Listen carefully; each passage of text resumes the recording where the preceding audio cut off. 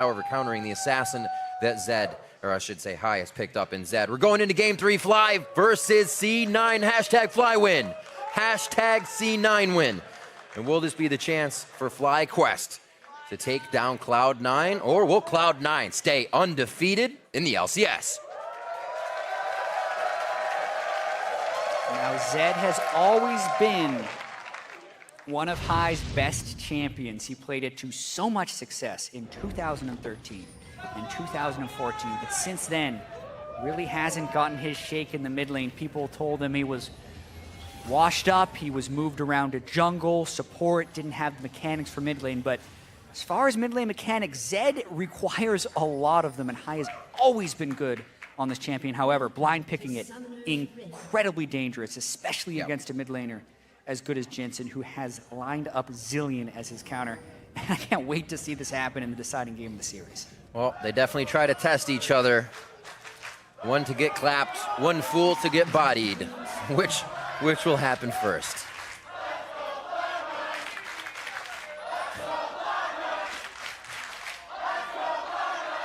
It's really close. Who's saying more FlyQuest or Cloud9? I heard a little bit more FlyQuest in that one, but the crowd definitely into this. And it's interesting because so many C9 fans are also FlyQuest fans because they share so much history. So it's gotta be gut-wrenching to try and pick a side. It's a love-hate relationship with yourself, basically.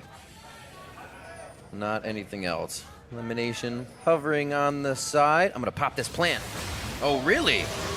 Altec moves in. Exhaust immediately blows the flash. That's what they were looking for. The time win there on summoner spells in favor of FlyQuest. Yeah, you have to back away from the Voidlings in a level 1 trade. If you ever get the angle on someone, you're going to get the flash, and that's what Smoothie has lost right there. But obviously, exhaust being down isn't a total loss. Cooldown on the exhaust will be a little bit faster, but if they do go for an all-in, you'd rather have the exhaust than the flash. Whew. Nice shot onto Sneaky. They're going to keep this lane not healthy. I like that. Leaves a chance for a lot of kills up here and makes everybody play very careful. It's funny, sometimes you see a lane, they'll get destroyed, and then they can farm under their turret with 100 HP forever. Just be that careful in the beginning. Why not? Well, especially with these longsword builds these guys are going now. You have 3 health potions on the AD, often 3 health potions on the support as well. So plenty of sustain if they do tango at level 1. Cost them the potions. A little trade back and forth. As High, he's always going to take some bombs, having to walk up for some melees here while his shurikens are down. So we'll just see this one pan out early. A little jungler intervention maybe needed before level 6 here. And we've seen Moon has been very active on this Nidalee, able to power farm, but still have a presence in lane. Yeah, and as we mentioned before, Contracts so good at Kha'Zix thus far. A lot of things flying against each other. Winner of this game will be first place in the North American LCS through 4 weeks. Moon early gank top lane balls, just level 2. Does he have Twisted Advance skilled? Even? Or is he just gonna smack him a bunch? Doesn't seem to look like it. There it is. He's waiting for it to come back up. Must have hit him up before. Impact gets taken down. Deja Vu, game number 1. Repeat gank top. Yeah, one of the easier ganks you would see pulled off, but you have to credit the pathing by Moon right there, who started blue buff, went all the way red, and then because of the position of the lane, I gotta say, they called that many seconds in advance, can give first blood to balls. Impact definitely not expecting that early of a gank in that spot. Doesn't even burn flash because he knew he was dead to rights. Moon on his Nidalee. Looks like he's gonna try to keep going for it. Teleport back to lane. That's gonna be a real long walk. Here, and he's got a level advantage. They gotta be careful. They say, can we take it? He's gonna hit the burst. Marks him, but now they gotta be careful. The flash was still there for Impact, something they did consider, and we're not able to get the kill off on. Almost turned the tide of that fight for balls. I actually do not agree with FlyQuest going in there. If they, I believe they had seen Kha'Zix in the jungle. They had a level advantage on the Kha'Zix, and the flash was up on Impact. So trade flashes, maybe they feel like that's an advantage if Moon's going to spend more time up there, but incredibly dangerous. It shouldn't be too bad for Impact. The lane is resetting for there with the cannon minion, so it should hang out for quite some time. His teleport being down could have hurt pretty bad there. The other lane's not seeing too much action just yet, and that was mainly Moon ending up on the a different side than Contracts was. Really able to make something happen. That is Ball's first kill. He did have a very good Maokai game last time, so they get him going to start things off, making sure Impact can't eke out a lead with what he does in the waves. Smoothie was still flashless, so High decided to try and make a roam down bottom, but he was spotted out by the ward. Always looking to make the play, and Riv, that's one thing that FlyQuest has done much better than C9 is they've been first to the play so many times. Woo. That's just solo so far. Wow. Lemon Nation delivering that much damage. Altec trying to get there for a few, but he's just focusing minions, making it rain.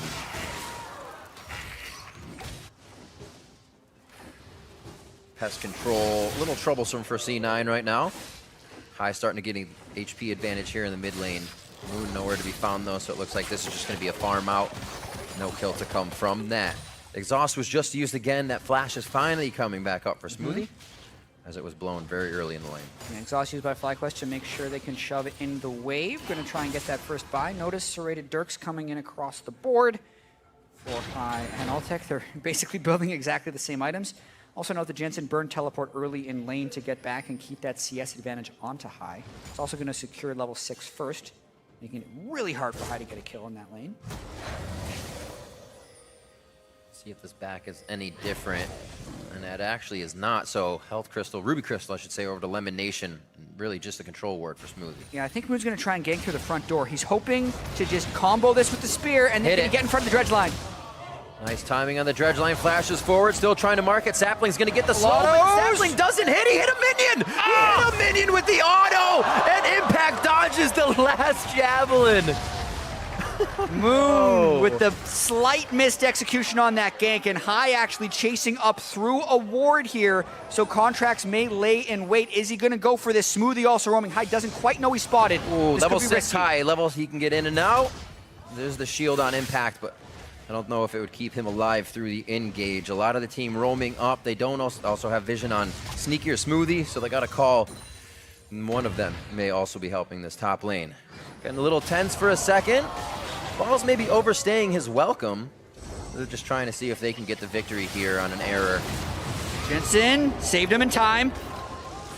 Balls could be locked down. Contracts up. They go in on Contracts. High's gonna be using this last shadow after the flash. The timing of the shadow goes out. He's going for the kill. Oh, the dredge line in. Impact comes up huge within the last minute to help control this top lane. Such a tight turn there by C9. They wanted the fight because Smoothie had roamed up there, and the exhaust catches High completely by surprise. Yeah. It doesn't give him enough damage to close the kill. He can't quite chase him down after the death mark.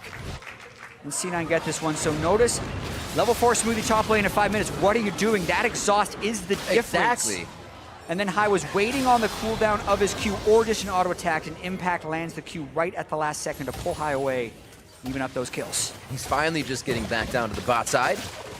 And only half damage on the turret. A little bit of bullet time. Looks like Altec wants some breathing room to get back, get some items in. They'll both back.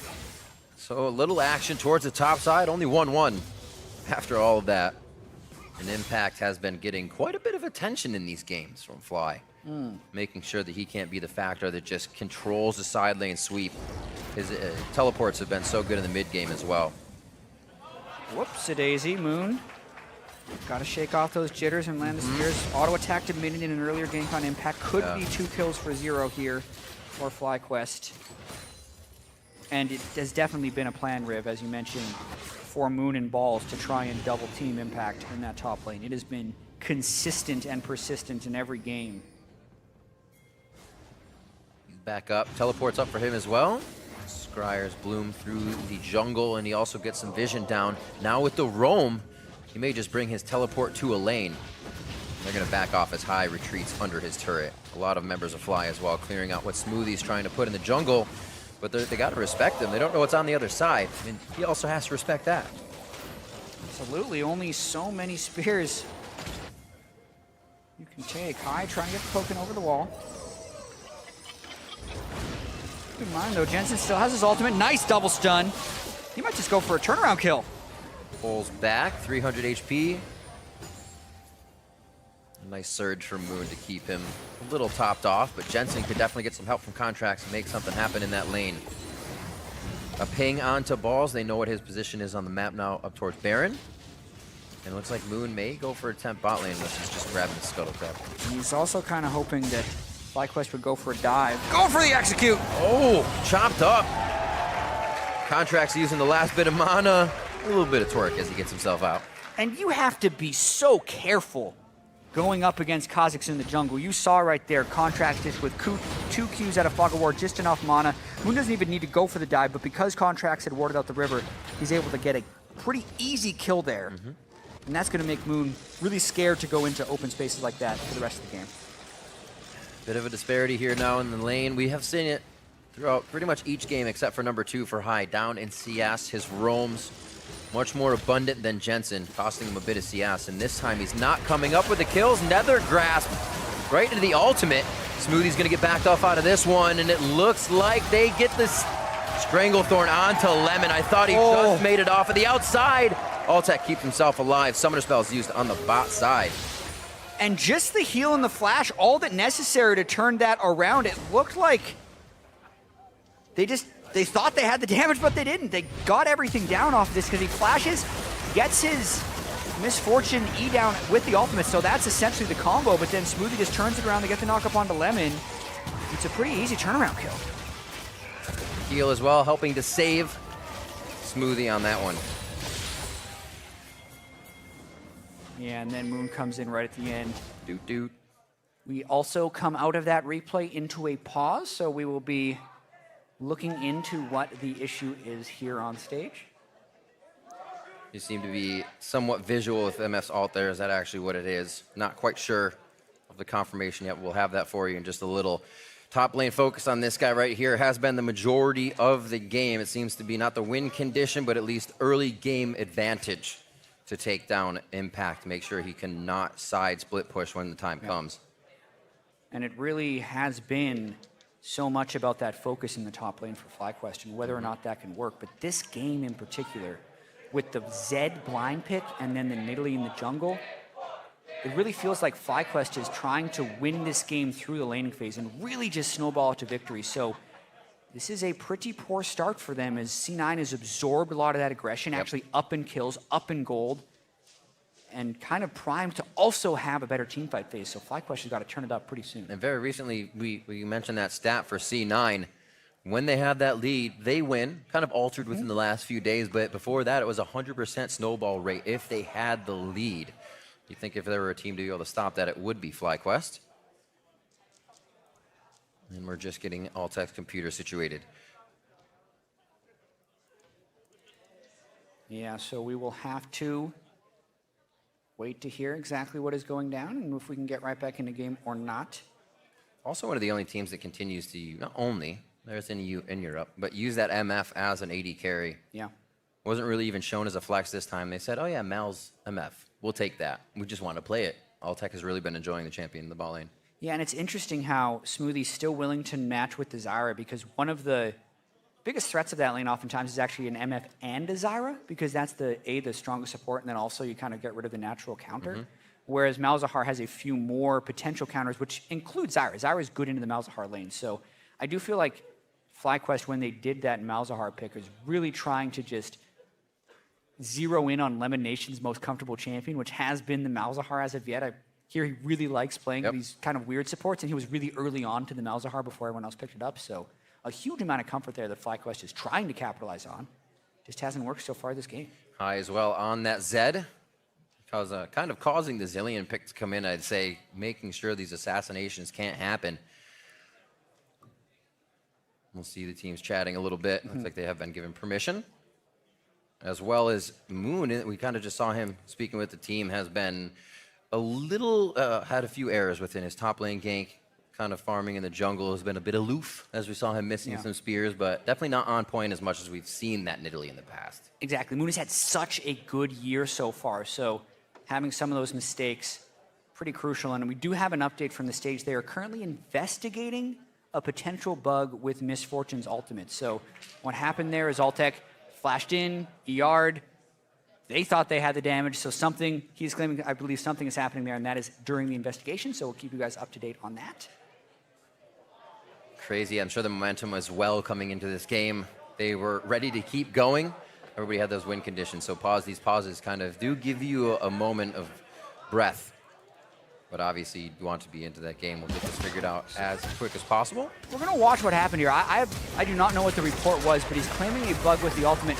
And it looks like the animation for the ult goes off from Altec's perspective, but the rest of the bullet time actually didn't.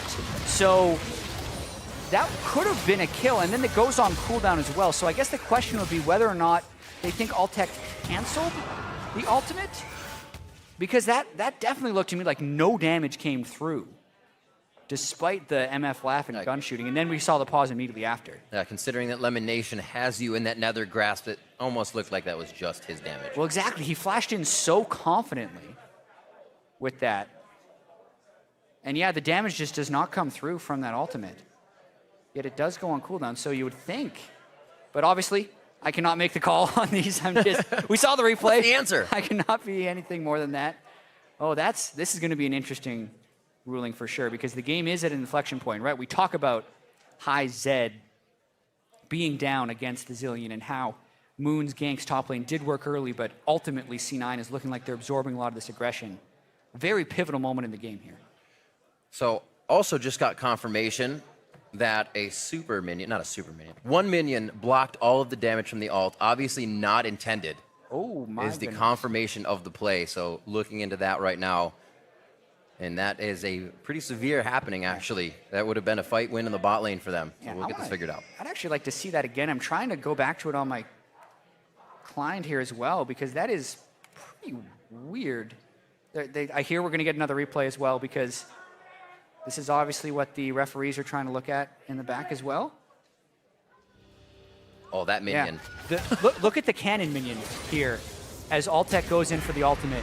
It should obviously pass right through, next to him, too. But the minion See the caster blocking? just gets trucked for some damage, and that is not how the MF ult is supposed to work. This is a bug I've personally never seen.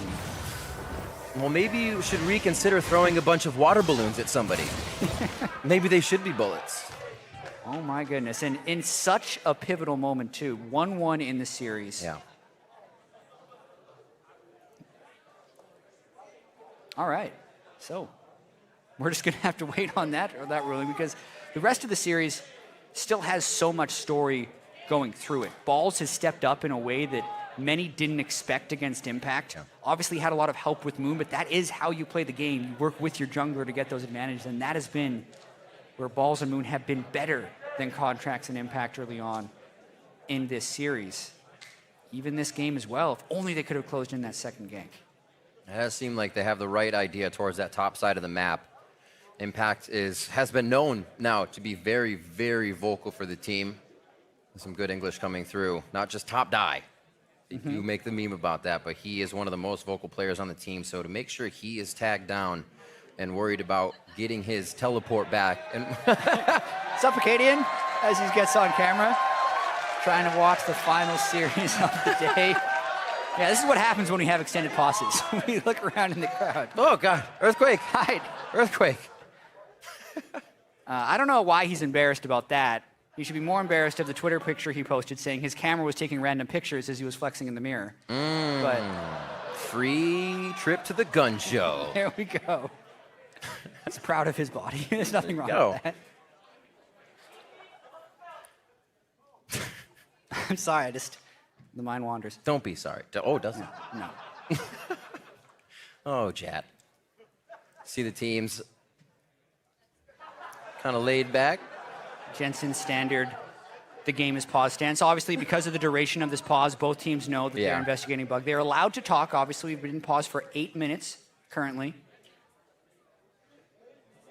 Really just trying to contemplate where the rest of this series goes. It's been a long day as well. Keeping in mind, the first series went 3.5 hours, so... Oh, yeah. The tension builds, Riv. Yeah. It's been quite a long day.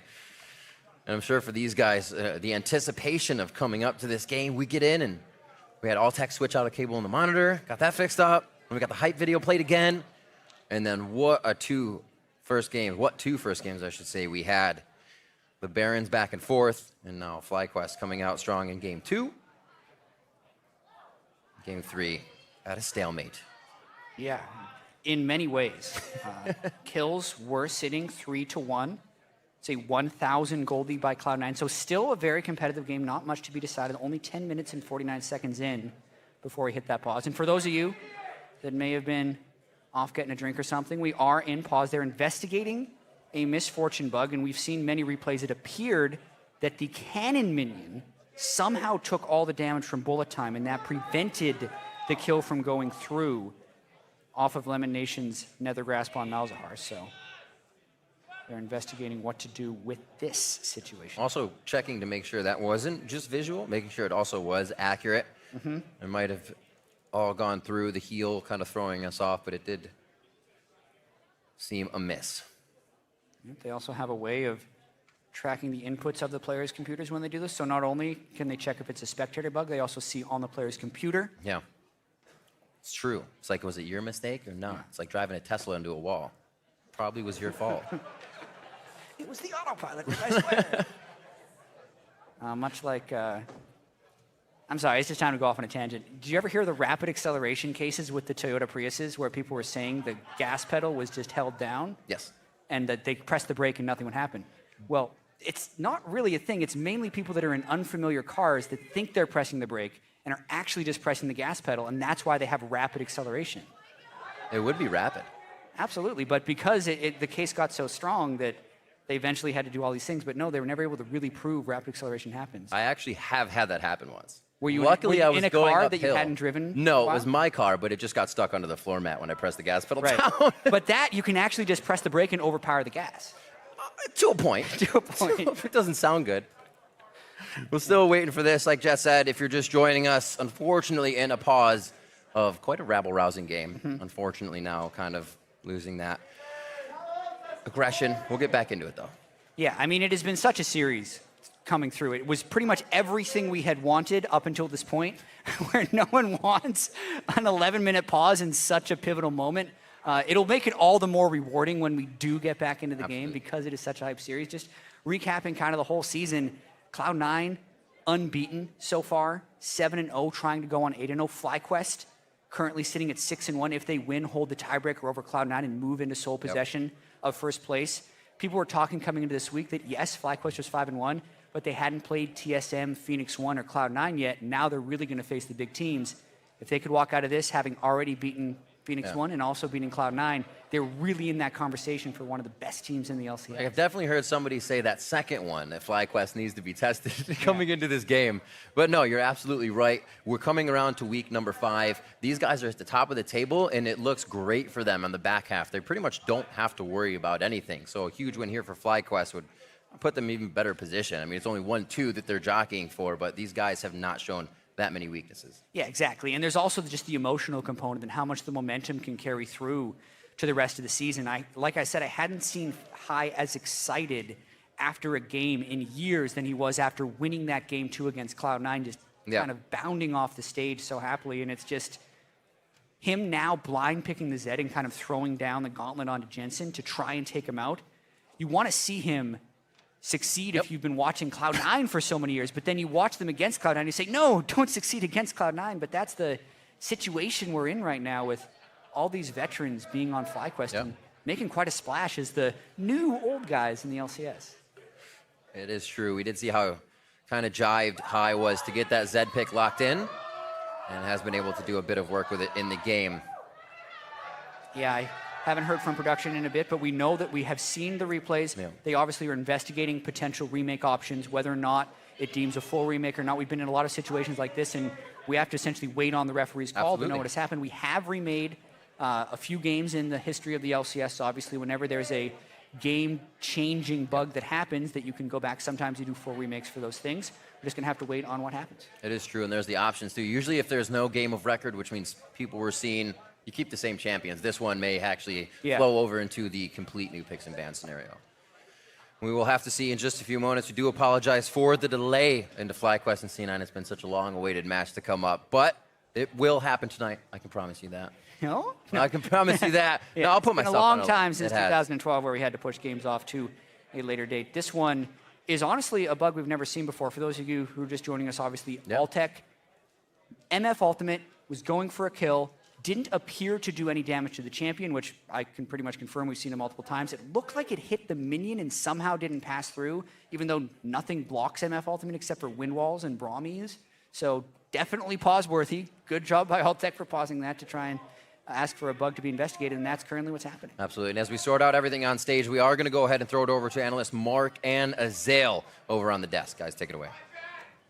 Thanks, Riv. And so unfortunate pause there. Yeah, and middle of the game. The crazy thing is that bug, it looks really hard to tell because Jat's saying it doesn't look like it was doing damage. We were watching it as well. We were more on the side that it looked like it was in fact doing damage. So it's a complicated thing that they have to sort out. It definitely is. And I mean, the only thing that we're thinking of is when it's no Malzahar Voidlings, no Malzahar E. The MF, just the E, plus the Malzahar support ultimate should not do about 600 damage, which is kind of what he took there. But it's hard to tell. The invisibility on the ultimate is obviously a bug. Yeah, of course. And that's definitely got to be frustrating. But, you know, for these teams, either way, you know, regardless of what happens, they have to be able to reset mentally. You know, for a team who doesn't get a remake and wants one, or for a team that does and didn't want one, you got to be able to kind of step back and just relax and take the game from there. And the big thing is, of course, the fact that this game was not going very well for FlyQuest. They have been forcing a lot of plays, which we expect to see, but they were mostly getting turned. There was High in the top side going for that dive, and he kind of got dealt with. He goes down, lost a lot of CS off it. Jensen was able to push in waves before following the roam.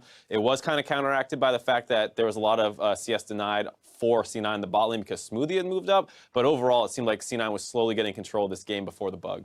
Yeah, and Jensen himself had a very big lead. You know, you touched on it, High's roam, but Jensen matched the roam, but only after shoving in the wave, collecting all that farm first. So he was up a lot of farm, about 25, before he actually, you know, went up and got that kill and everything. It cost both the summoners from High, so it's definitely a tough situation to be in for High, but we know that FlyQuest can get themselves out of those situations and has come back from a lot worse. Right, and just to touch on the draft part of it too is the fact that we haven't seen the Zillion pick come out really at all. So when you see High be known for these crazy kind of counter picks, and the Zed being actually a blind pick here, he's done it a couple times. The fact that you see their counter pick here in the Zillion is something that you have to take into account. Should there be a remake, exactly how this changes up the draft strategy, and it's hard to be a player in this position, and even a coach, because you don't know if you should be worrying about the next game, if there's a remake, how does your draft change, or if you have to reset into this game, what plays you need to be looking out for, and exactly what the game state is, because it is such a long time between, you know, when you get your hands back on the mouse and keyboard again.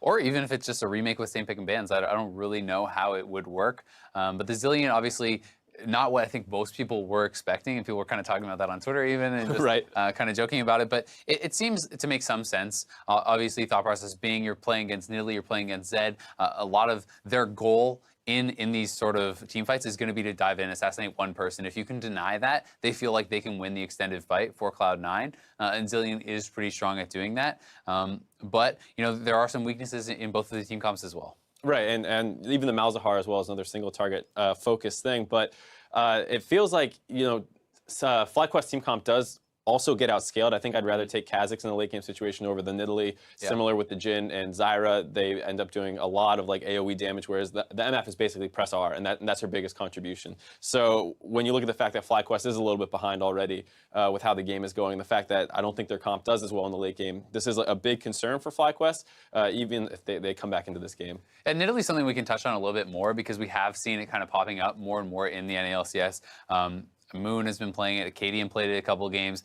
Moon did have some pretty good success on it, but we were talking about this like, during the game, the fact that it can be very, very hard to get involved in Nidalee in the late game or if you're behind. Right, and it was a good early game by Moon, the initial path up to the top side to get the first blood with the help of balls. I mean, it's one of the things that people love doing, actually, is Maokai Nidalee, because it's such guaranteed lockdown CC for the spears to hit. Unfortunately, they only made that one play. He revisited a couple more times, unable to get any more done, and it felt like that's when things started to peter out for FlyQuest. Yeah, and Moon traditionally has had very good mechanics in the NALCS this season, and actually that second one, he auto-attacked the minion. The last auto-attack would have actually gotten them a kill, but he right-clicked the minion instead, so that was pretty unfortunate. And you do kind of want to snowball because Nidalee is such a good power farmer. If you can get the early kills, stay ahead in farm, you really can start to out-level your opponents. You can start taking some advantages from that, and you can go off, right? But if you don't get to late game stages with those advantages, or you can't find people in the side lanes to pick off, we've seen Nidalee very often relegated to just being kind of this heal bot. You throw out spears occasionally,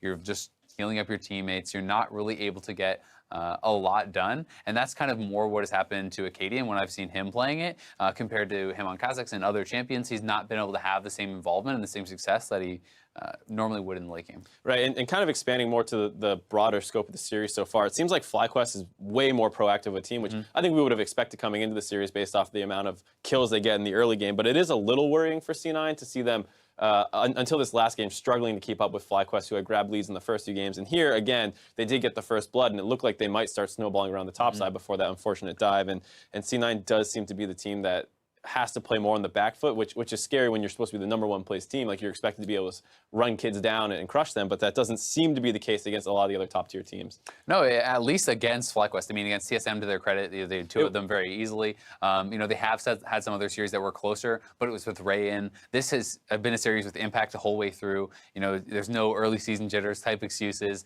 and it is very close, right? These teams seem to be pretty evenly matched. You do have to wonder a little bit how much of this is nerves, for both teams. I think it's a match that there's a lot riding on it as far as pride, as far as the hype that came into this week, too, we're talking about for basically a week straight.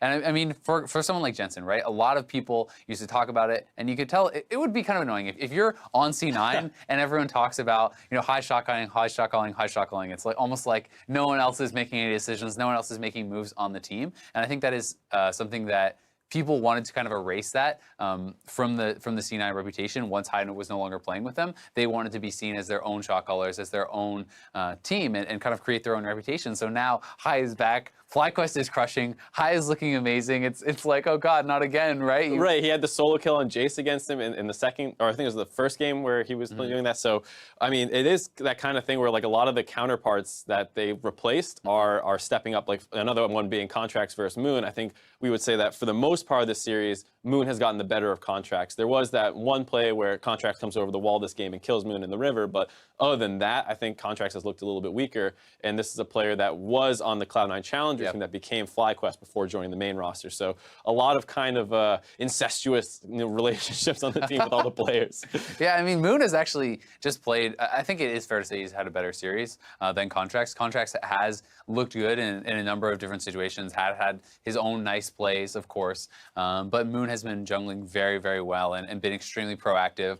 He's been one to go top twice, get early first bloods on Impact, even the one game where Contracts did get that early first blood, Moon was still able to go top and kill Impact again. So a lot of the focus has actually been topside, and it's interesting because people don't traditionally think of balls as FlyQuest's strong point, right? But Moon is actually putting a lot of his resources into camping for him and shutting down Impact. Throughout the games, there's been a ton of top lane focus. Right, and I think that's something that maybe more teams look to exploit in the future, just with regards to the fact that, most people don't think that they can actually exploit Impact. You think that he's the solid rock top laner of this series, but even when he got the Camille pick, they picked the Poppy Eve, they started abusing him there, and it's the kind of thing where maybe moving forward, people try and exploit this a little bit harder, because Impact is a player who's on a little bit of an island on the top side. It does feel like Contracts is more around the mid and jungle, so or mid and bottom, excuse me. So I think maybe you start looking for a little bit of a blueprint here where you get him onto these tanks and then you camp him heavily early and kind of shut down his control over the mid and late game. Yeah, definitely. And for C9, as Contracts and as the C9 team, you have to look to try to counteract that, right? You have to look to be able to enable him. If he's getting shut down, then you need to be there for the counter ganks. And one time you had pointed out was Contracts, going back to the Krugs in that early tower dive where he could have been there to kind of defend Impact on Camille in that game. There's times where they could have been in better position, because if you can shut down a tower dive, if you can counter gank that, it can be devastating for the other team. If you turn those around, it can often end up in 2-for-0 for the other team. And that's something that Contracts definitely needs to try to do, whether it's through vision, tracking Moon very well and trying to protect Impact that way, or being in position for those counter ganks. They have to do a better job of protecting Impact, especially if this is going to be a remake and they're going to have another game. They can't have Impact be the first person on C9 dying a 4th game in a row, because even when they got first blood, he was still the first C9 member to die, and that's happened 3 straight games. Right, I mean, you can probably put a little bit on Impact as well. With the Camille game, I don't think he looked super comfortable on the pick. Nope. You were pointing out all the mechanical things he wasn't doing right. He let the wave come into balls a number of times now, and that's opened him up to the early ganks. And Moon has done a little creative pathing to make sure that he's there at the most exploitable times. But I mean, Impact's a really smart player, and if he starts realizing that I'm being targeted, he needs to do a better job manipulating the wave to keep it on his side, so that way FlyQuest can't go for these easy, overextended tank kills. Yeah, and one of the things you had pointed out was the fact that Balls was often playing the champ that kind of has the better early push, right? And that's enabling him to bounce the wave, to reset it, and then set up kind of the slow push back to himself, where Moon can then look to gank that. And if you aren't going to put impact on a champion where he can have kind of equal agency to manipulate that wave and control it and keep it in a location where he is, then the jungler does need to be there to walk in the wave, right? So that you can push it and reset it. And that is something that it's a two sides of the same coin, right? Either Impact has to do a better job, and if he's failing, then his team has to cover for mistakes, and you have to be there. And sometimes as a top laner, there's no way around it. You need jungle support, even just to get the wave back to a decent spot. Right, and kind of looking more on the FlyQuest side, I mean, they've done this a number of times. We're talking about the fact that C9 needs to react to what FlyQuest is doing. FlyQuest could also try shaking it up a little bit more. It feels like, let's target top side, let's get an advantage there, and let's flip it bot side. They've gone for a number of heavy bot plays, worked out really well in game 2, where they were able to bring High down after they got the Shen globals out. But, you know, High is constantly down CS, and they're making all these roam plays, and it's this thing that we always talked about, our concern with FlyQuest being that they make a ton of roam plays, and it's great, but it's often from deficits or something where they're catching up or getting a small lead versus a really blowing the game open one. And I think Jensen in particular has done a good job of mostly exploiting that, with the exception being that game 2 where he didn't leave lane enough. Yeah, definitely. And I think that's always been the thing for FlyQuest. It's kind of interesting because they just keep winning, right? But people are like, oh, well, when someone does this against them, then they're going to lose, right? And now it's kind of like, oh, okay, well, you know, they beat these other teams, but they haven't beat C9. And when C9 plays them, they're just going to lose their lanes too hard and the roams won't work or whatever. But it just seems to be that FlyQuest is able to make the winning call a lot of the time, and they're able to fully commit to it and make those pay off. But I do agree, if you are losing the lanes and then you roam and the roam does not work, then you're massively behind, and that's kind of what it looked like was happening in Game 3. You know, with that high roam to top lane and Jensen getting a very big lead. Right. I mean, like you said, FlyQuest, they're one of those teams. As we point out, this early kill here by Moon, this is kind of what they've been doing a lot this series, where Balls has the wave coming into him. He's not even level 3 yet, but they're still able to brute force it. We were talking about maybe Impact should have fought within the wave there, trying to abuse a little bit more, because once you leave the wave, it opens yourself up for that long-range spear, which is set up by Balls. They go top again. Here's that missed auto by Moon. They could have had another kill here and held him down really, really hard, because then he doesn't quite get this. And then this is a really extended sequence where I believe this play that happens is still off the back of that. High had roamed top, but Smoothie and Jensen had covered after pushing in their respective waves, and then he's just barely unable to pick up the kill in the contracts. And that's kind of one of the worst spots you can be in. And we were joking about that's a tilter of a play. Yeah. And the funny thing is, we were talking about how High is like such a positive guy, always looking for the next thing. We talk about how Moon in scrims is like, oh, he just suicides harder than me and tells me don't worry about it. So I think this is the kind of play where like a lot of teams would be like, oh God, we just put so much resources in that top play, it doesn't work. I bet FlyQuest were just like, oh, we denied Jin in the bot lane. This is great. This is exactly what we wanted. Yeah, they definitely do seem to be a team that is able to always kind of look on the positive side of things as far as what do we do to win next, right? They're always going for the winning plays, and that's sometimes you see teams do that and you get blown out of the game because you go for a risky play. Even if that's the best chance to win, you should still be going for it, right? Yeah, and I think I was talking with you a little bit about how with FlyQuest, I didn't care if they won or lost this series too much, and especially how they lost, because they're such an aggressive team that keeps going for those plays that if they got blown out 2-0, but they were like constantly forcing, my opinion of them wouldn't have really changed based off this series. It would have been C9's the better team. Okay, not too much of a surprise, but like there's no way that FlyQuest loses that changes my opinion of them currently in the season, because they are the team that, you know, High literally was playing LeBlanc, died, respawned, ran bottom, went aggressive, died again, and then they won that game. So they are totally like, we're going to keep going, pedal to the metal, not letting up ever, and if we get blown out as a result, that's what happens. Yeah, it definitely can. And I mean, based on the 2 games that we've seen, the teams look pretty evenly matched, right? Right. FlyQuest was actually ahead in Game 1. The Baron went tragic. They ended up losing the game off that. Game 2, they're able to take. We're in Game 3. It's definitely looking like a close series. But report cards so far for the 2 teams, to me, it kind of looks like FlyQuest is overall in the series coming out a bit on top. Right, I would definitely agree with that. The fact that they are the ones making the proactive plays. You even look at a number of the plays that C9 has worked out well for them in Game 3. It's mostly off the back of reacting to what FlyQuest is doing. And I personally always favor the proactive team, because as you get later and later into the season, it's much harder to change your style and become a proactive team than it is to refine your already proactive plays. So a team like FlyQuest, they have been playing together for a while throughout the Challenger series, but as they play more on the stage, they'll get more and more used to playing with each other. They obviously have a depth of strategies that they can pull out anytime. They'll keep progressing, whereas the concern with C9 is when other people start catching up to them, are they going to be able to keep forcing plays, which we haven't seen a ton of, at least in this series. Yeah, we definitely haven't. But one thing to C9's credit is, Jensen, in an interview I had with him earlier this year, was talking about the development of contracts. And they didn't even think they would be doing well in the early season. They thought it would take more time for contracts to adapt to the stage. And as he does learn and grow and improve as a player, C9 can get a lot from that, right? Because contracts has looked pretty good, but I certainly don't think he's been, the top jungler in the league or anything like that. And there is, as a rookie, still a lot of room for him to go. I mean, he's 17, right? Like this is a ridiculously young player, and he could have a really long career. And I mean, it's hard to tell where he could go. I think it was funny when you made that comment on the previous Analyst Desk segment talking about how you didn't think contracts was all that impressive. You caught a lot of Twitter flack. So do you want to explain a little bit more to justify your opinion with the little bit of free time we have? I mean, it's pretty much just the fact, I think Contracts is a good player, and I think he's done well. But when you look at the jungle talent as a whole, we were going through it talking about some of the players. When you're looking at guys like Anori and Dardoch and Moon and Acadian and even Rainover and all these guys, is Contracts to me a better jungler than those players? So far this season, no. And I think that is a statement that is pretty defendable, and it's something where he's still very good, but he is more middle of the pack. Whereas most of the players on C9 have really been excelling and looking like the best or one of the very best in their role. Whereas Contracts, although he is a rookie, and that is obviously a big reason for it, I don't think he has been the top jungler by any means in the league. Right, and I would agree with that. I think you can look at a number of plays when there's a rookie jungler is the reason that they are doing things. So that's the big thing for me, is that Acadian is their early game force, Anori is a bit of the early game force for P1, and Contracts mostly plays off Jensen, I think. Yeah, but it has been a very good pair for them so far, and it has led them to a so far undefeated season, which can't criticize too much. Could remain undefeated. We're going to have to wait on the results of the rest of this game. But I think we are ready to go back to the game, so we're going to hand it over to the casters for game number 3.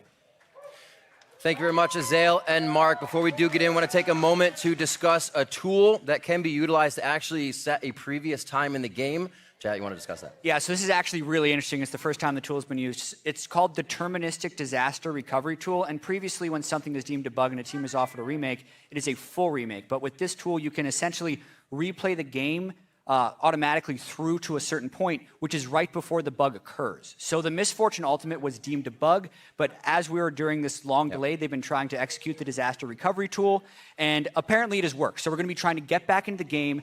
The bug happened at 10:49. Apparently, we're going back to 10 minutes and 20 seconds and should be able to jump right back into the game, which, as you see at 10 minutes and 20 seconds, we should be ready to play. All right, let's lock it in. This is pretty cool. 5 seconds before we get in. And we have been recovered. We'll play out this one. Oh, and make sure. That is the biggest bait I've ever had in my life. Why did they pause? We will see. Why did they pause? We will see. The trolling. Oh, man. Going on. So Anyway. we'll have to see. Because previously, things have been kind of debacled by messing around with time in the game, but we're still looking to make this. In the process of offering the remake through the Deterministic Disaster Recovery Tool, when a team accepts the remake, since it is still a fairly new feature, it's new technology, if the recovery doesn't work, then they go into a full remake. We had been receiving messaging that it had worked, but we will now have to find what the new pause on stage is. Oh, my goodness. You give that just a second before we get some information in here. Yeah. Almost. Yeah, that's Too soon. That's the biggest false start of my life right there. That is. I was so ready for that game to restart. We'll see the players. I'm sure they were just about as ready to go. And Altec pointing to something on his screen was kind of a miss right away. So definitely to be something else that they'll find out here. And we'll get that update for you in just a few minutes. Also, while I believe it was called Deterministic Disaster Recovery Tool, the cool nickname is Chrono Break. I don't know if that's finalized. Like I said, this is a very new feature that they're trying to implement in right here. So Chrono Break or DDR, whatever one catches on and they decide when they actually have our official messaging of this happening after we've used the tool in the LCS. But I'm really excited if this can work, but obviously there's a slight hiccup here with Moon.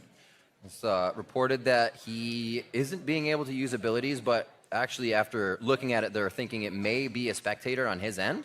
Okay. To see that happen, so they may still be happening related to the disaster recovery. So as I said, kind of sometimes switching that time back has proved troublesome in the past. Absolutely. That's why the option of a full remake could still be on the table if this does not end up working. But You definitely have to feel for FlyQuest and Moon sitting through this now incredibly long delay. I believe we're up around 30 minutes, so.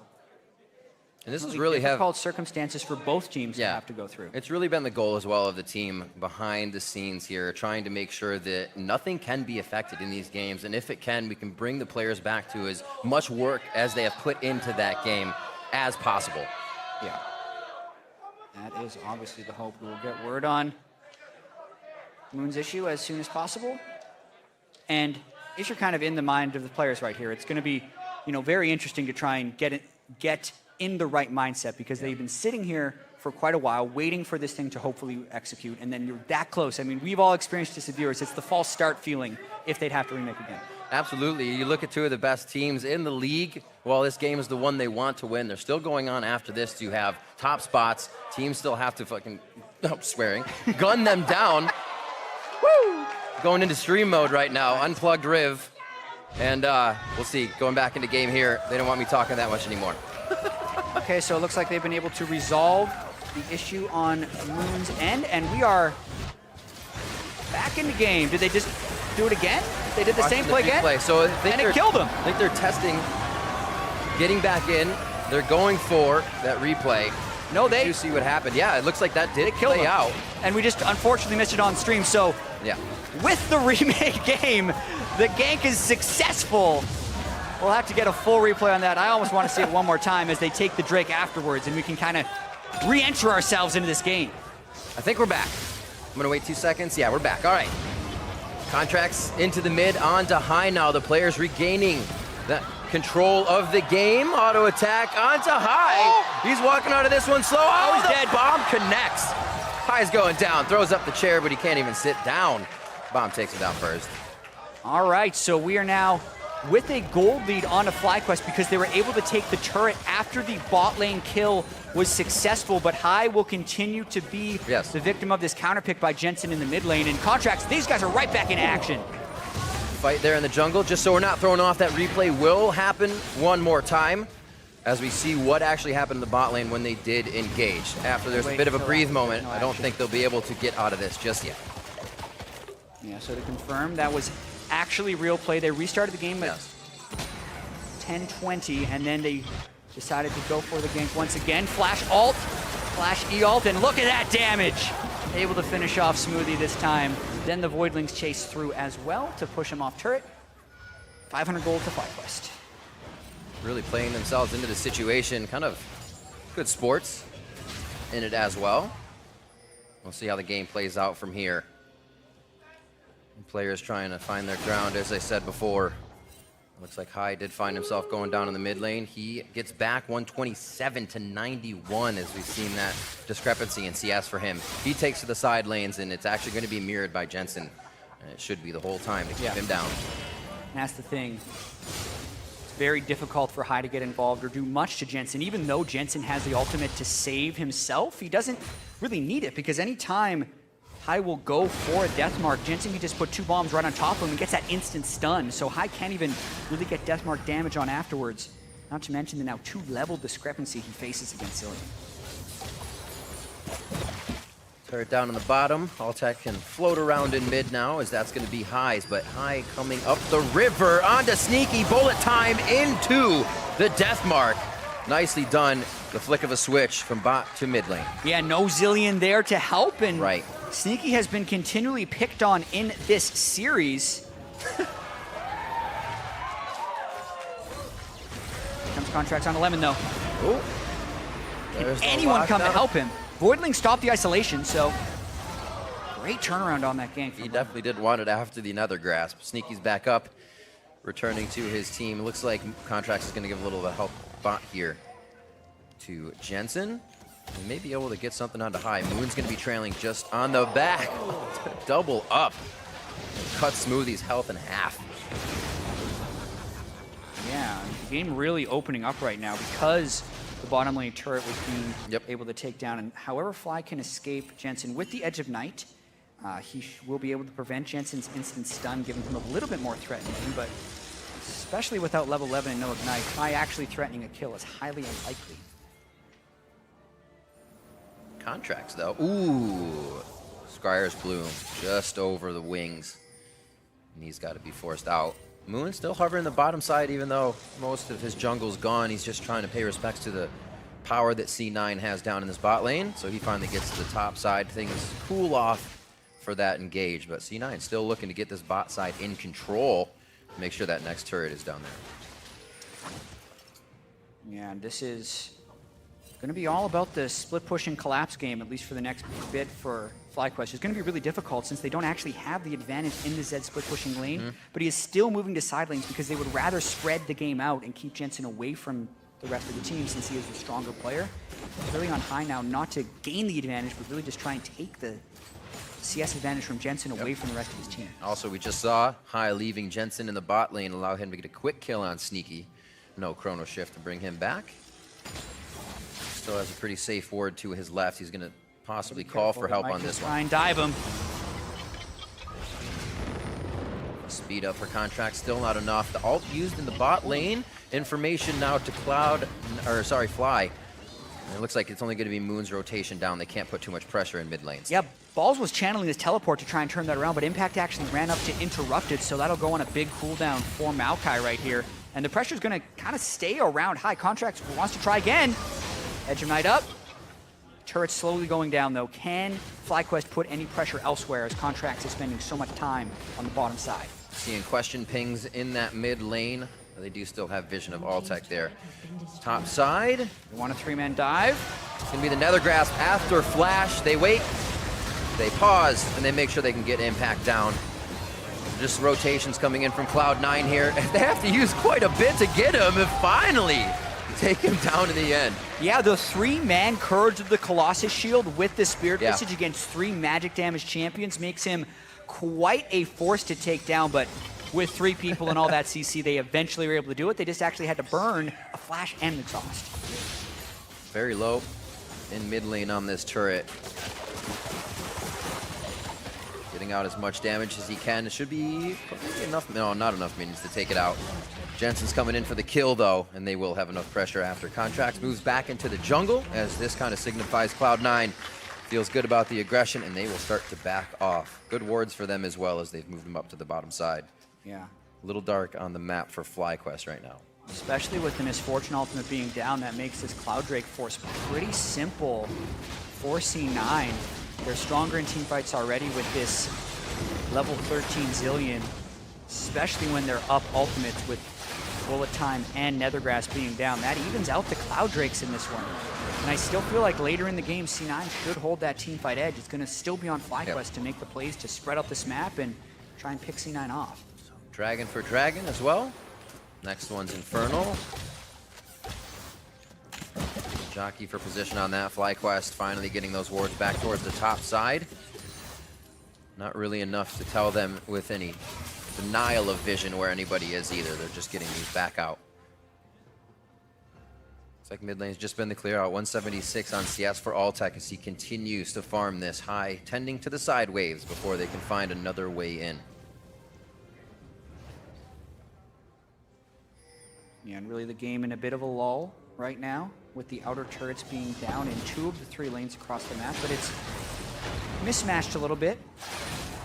Balls' Maokai still having a really strong game, able to keep that top lane turret up, whereas the counter-pick Zillion has kept that mid lane turret completely fresh and clean here. So Altec trying to get some pressure in that mid lane, but it's just really difficult for them to push through. FlyTech sounded cool. FlyTech.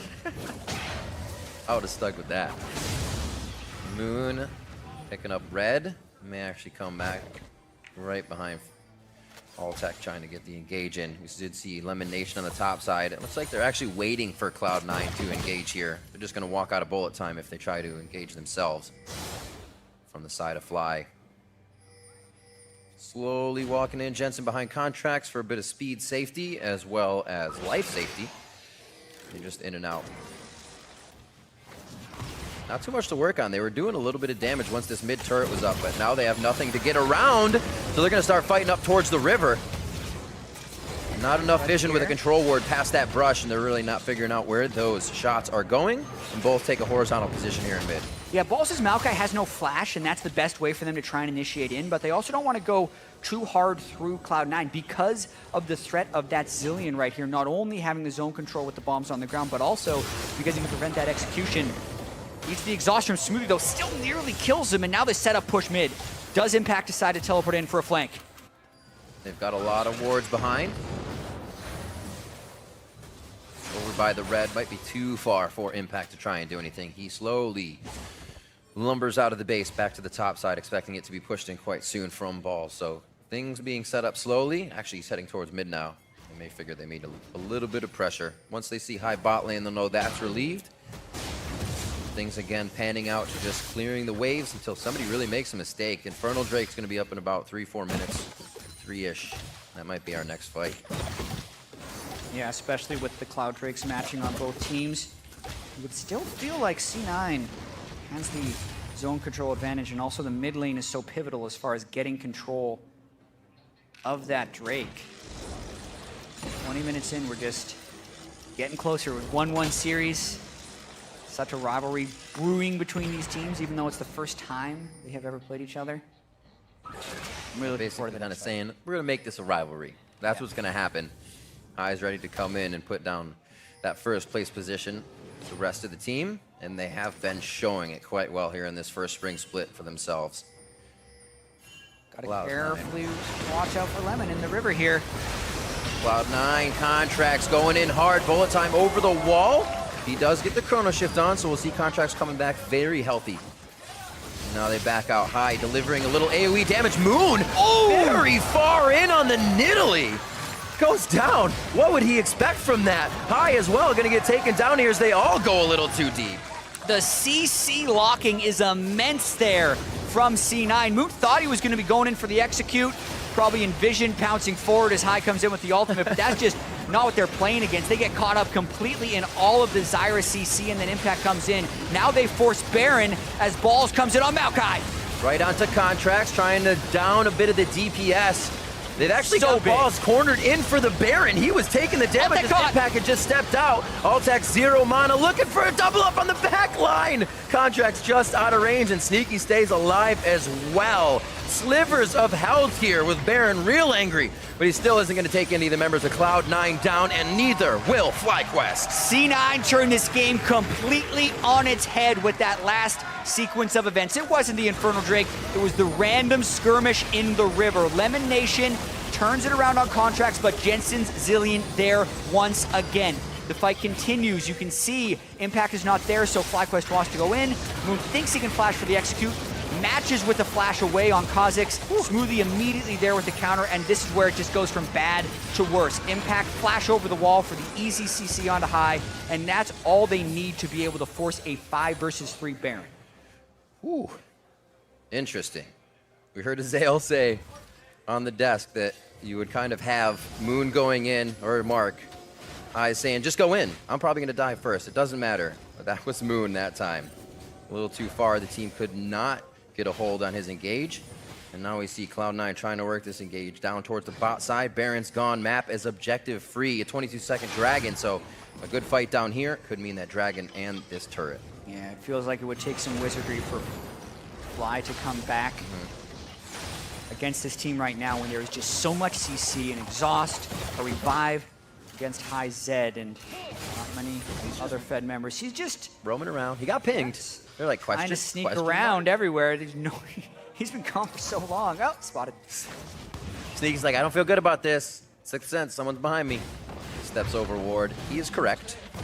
And with High kind of roaming around looking for a pick that the team could work off of, they give Cloud9 time. Yeah, they might just go straight for this inhibitor. Ball's still not there. They might. FlyQuest may have made the call to try and get 2 turrets for an inhib, but there's no need for C9 to actually stop until FlyQuest goes back to base. And I feel like this is a calm call to say, yeah, they're going to take it, give it up. Where is Balls? When does he come back on this one? Back eventually. This is going to be a Nexus turret getting hit. He is going to teleport in. Maybe they wanted C9 to commit more to the base, but he comes in on a Nexus turret, not a turret behind him, and Cloud9's got a free way out. And the decisiveness by Cloud9 pays off huge. FlyQuest could not get either of the turrets they were intending to trade, so it is essentially just the inhibitor for nothing if you're looking at FlyQuest. C9 come out way ahead. They have been able to stop these calls on each other all game, staving off the next move.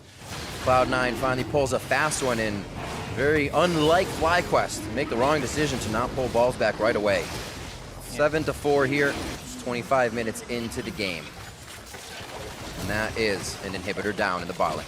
Exactly, only 24 minutes in as well, Ribbon. We talk about the beginning of a rivalry. They definitely have a memorable first series. I mean, FlyQuest jumped out to a 6,000 gold lead 29 minutes into game one, unable to close in despite having that legendary teamwork that High has for leadership.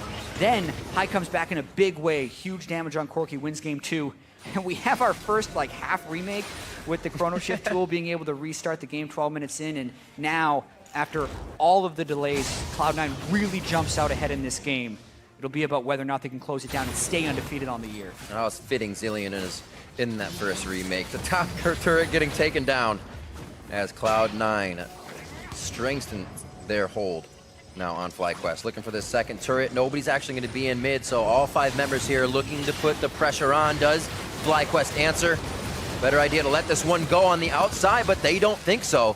At least ball's going in, losing a bit of health. C9 is playing so well coordinated right now. They're just zoning off with the bullets, but Jensen might get caught. Oh no! Jensen locked up. Can he get the Chrono Shift to go down? He didn't get it off! He is dead. To right. They're going to keep following through. A good hit. High goes through as well. Pulls himself back. Another kill going on to Contracts, and Cloud9 as they continue to push forward for the turret. Nobody's with you, Impact. Got to be careful. He is just flexing his muscles right now to wait for the minion wave to come in. 2 for 2 now, but that's High, or Contracts and Jensen down to High and Lemon. They have to defend the base with the misfortune. That play, though, was Jensen getting ulted by Lemon Nation and then silenced to not be able to get his ultimate off. And caster curses of all caster curses, right as I say they're playing so coordinated, Jensen moves forward in front of the tank because all C9 had to do there was keep Impact in front, and anyone that FlyQuest tried to go on could be saved with Chrono Shift, and they could just chip away with the Jin poke at the turret, but they do not do that. They give a few kills back, and they keep the door just barely open for FlyQuest. Teleport still there for Impact on the way back in. Does not have to be with the team right away. We'll see Baron in a few minutes as well. Maybe a no contest on that, but we'll see this fight once again. Yeah, the start of it was great for C9. You can see they don't really take any damage. They're able to just re-siege the turret. Impact should be in front, but here Jensen wants to combo with like a Thunderlord's proc on the double bomb. He landed onto Altec and just kind of walks into a Malzahar, forgetting where he is for a second, and he dies. That allows High to have freedom to jump in, but even then he gets eaten by the exhaust. They still CC him with the Nautilus because Impact has been right on top of High the whole game, and ultimately it's a 2 for 2. So that really speaks to what an advantage C9 had. The Jensen can step forward that badly and it not cost C9 horribly. No, absolutely true. Impact finding that hit on too High. We figured the Nautilus was kind of that one of the final pickups to make sure you could lock something down, and it's working. Working very slowly. They'll try that pressure one more time. Contracts a little bit of damage, but nothing that's going to turn the team away. They ping towards mid lane with it being pushed up. Bot wave is going to have to get some respect from Fly again very soon. But it looks like they may be setting up to engage this. Yeah, they just got to keep moving around. No Baron this time, though, so the minions don't last nearly as long. That can be cleared away. Even so, as long as C9 can keep FlyQuest contained, they're in a pretty good spot. That turret's going to go down to these super minions. It just got pinged by Fly. Cloud9 knows those minions are going to do work, so Impact tries to go in immediately. The team actually is getting routed by Fly and can't help him right away. Pings still in the base. That turret is almost down, and now FlyQuest has to retreat. Yeah, it looked like Jensen tried to run around the corner, but couldn't quite get in range for the Chrono Shift, but as you mentioned, this could be an open Nexus if he can't quite make it in time. He does. It's fine. Everyone calm down. A slow heal now on the Nexus turret. Fly is trying to kind of say we can take the fights, but Cloud9 isn't stepping into them fast enough, so the amount of time Fly is spending outside their base is only costing them more HP. I feel like Cloud9's starting to realize that if they want to stay for the fight, they'll make it even longer of a fight from the side of C9. And even though they have the inhibitor up, Balls has to finish off that super minion and then get to Baron Pit if they want to be able to fight C9. Impact's going to be coming up. He's going to be walking towards that pit, and C9 should look to set up with a straightforward Impact initiation. Only if FlyQuest can start pushing C9 out of that position, should they have the good chance here. It would have to be quite a play by FlyQuest to get something back here. C9 just want to set up a standard fight line, bait FlyQuest into Baron, and then run at them with Zillion speed and a Nautilus ultimate. Flash away from Lemon Nation. Both teams trading a bit. Oh, the bomb's coming through. Very strong onto Contract. He goes very deep. High gets caught in the top side. Can't get out of that one. Sneaky in the back is burning down, but still tries to deliver the poke in. Lemon Nation on Stranglethorns gets a big fight down. Cloud9 looking to end this one. Altec with the flash. They get onto Sneaky as he throws down the curtain call. Jensen trying to get the bombs in. Altec is just fancy footing every skill shot right now. Keeps himself alive to deliver the DPS. And FlyQuest comes out on top. This miraculous team fighting by FlyQuest and impatience from C9 is keeping this game close. C9 does not wait for Ampact to come in. Contracts has to get the Jensen ultimate for himself, and that opens the door for high depression in the backside. So really a well-played fight by FlyQuest, creating enough chaos to have C9 jump at an opportunity when they could have just waited for the standard play, and FlyQuest walk away for that 3 for 2. What an intense game. Could it really change at this point? Everybody's got a part of the kill share. We'll see this fight again, but FlyQuest trying to get back in. I mean, make all a pace of it. Impact is in the middle of between the two turrets, and Moon just jumps away. Meanwhile, Contracts get bursted down, and High jumps to the backside, so everyone's looking at him, and yes, Impact bursts him down again, but watch Altec's bullet time right there gets a full channel. Impact doesn't want to continue walking up, and Altec also didn't have to use summoner spells before that, so he flashes into position, even though it's just balls of Summoner heal out of that. Huge. They finish him off, sidesteps the dredge line, and that's some pretty impressive team fighting there from FlyQuest. That was like Summoner heal Yomu's. He's got some spider fingers going on down there at NMF. 11 to 10, 31 minutes in. As I said before, the kill share is making this game even closer. Everybody with 2 or 3 on the side of Cloud9, so that money's coming in, as well as shared by Fly. So this game is on a knife's edge at this point, but for Cloud9 to take a fight, they could be right in the base for the win. Yeah, and one thing that is slightly equalizing these fights is the fact that Balls is so fed on Maokai. And Jensen as a Zillion is a great blocker for the Zed, but doesn't have large amounts of damage, so there's not many people to actually kill the Maokai as he goes in again. Looks pretty comfy on the front line, absorbing a whole lot of damage from Vengeful Maelstrom on.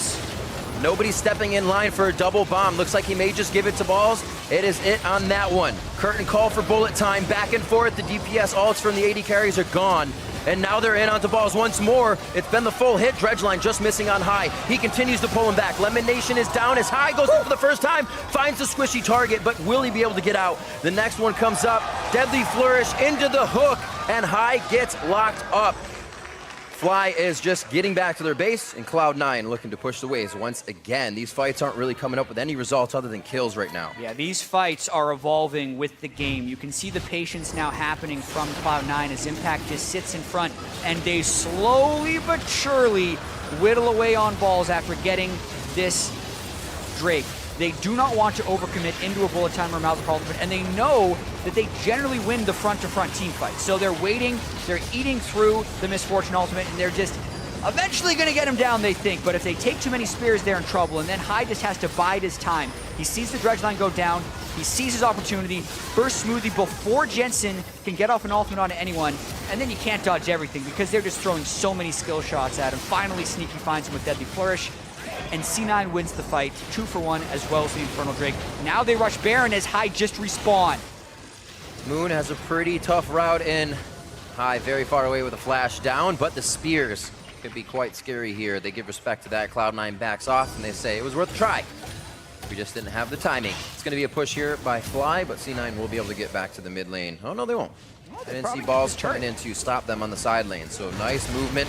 Flashes in, but Moon just got crushed on the back line as well. They can't really follow him up. Jensen's low, double bomb out. Sneaky and Smoothie are down with the trade of Lemon Nation, and we're gonna see Jensen getting killed here by High. Throws down the chrono.